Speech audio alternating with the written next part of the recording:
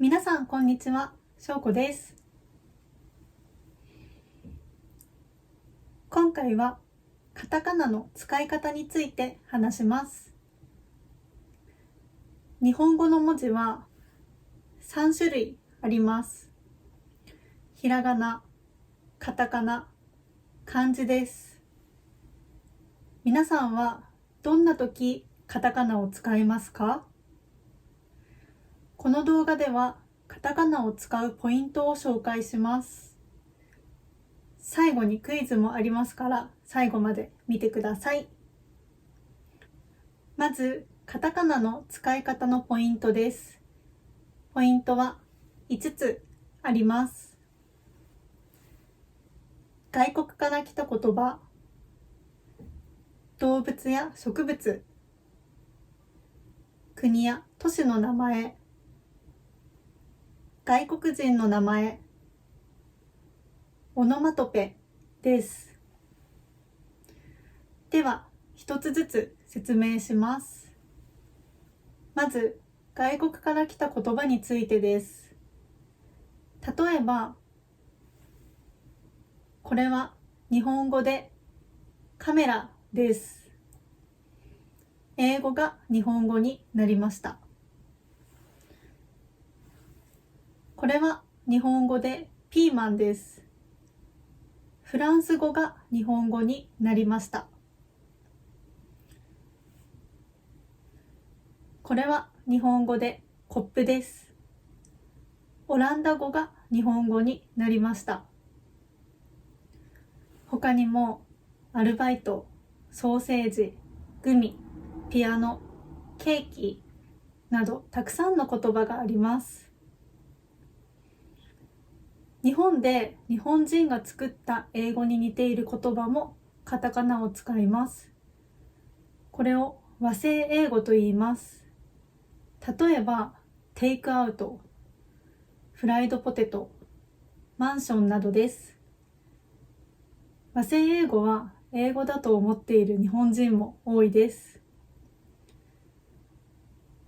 次は動物や植物です。動物や植物の名前にもカタカナを使うことが多いです。ライオン、ヘビ、トマト、バナナ、チューリップなどです。次は国や都市の名前です。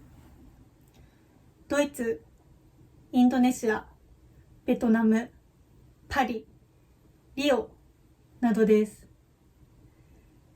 漢字を使う国や漢字を使っていた国の名前は漢字で書くことが多いです。中国、北京、韓国などです。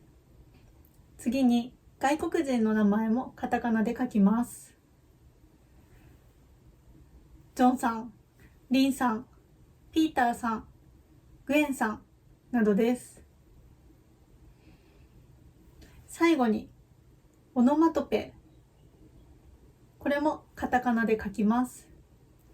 ドンドン、キラキラ、ピカピカ、ザーザー、ドキドキなどがあります。はい、カタカナを使う5つのポイントが分かりましたか？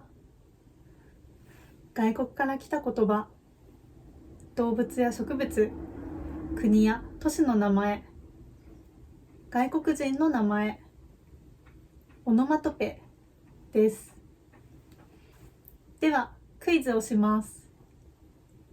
ひらがなとカタカナ、どちらを使いますか？クイズは5問あります。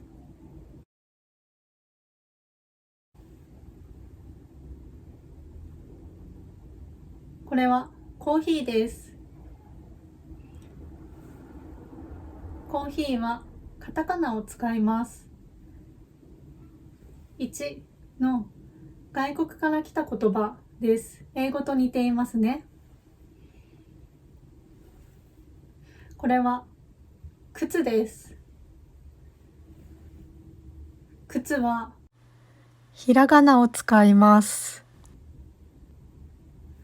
3、これはレモンです。レモンはカタカナです。レモンも英語と似ていますね。4、この国はブラジルです。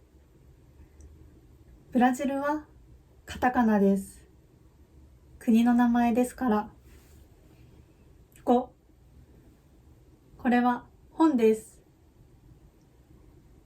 本はひらがなです。はい、お疲れ様でした。どうでしたか？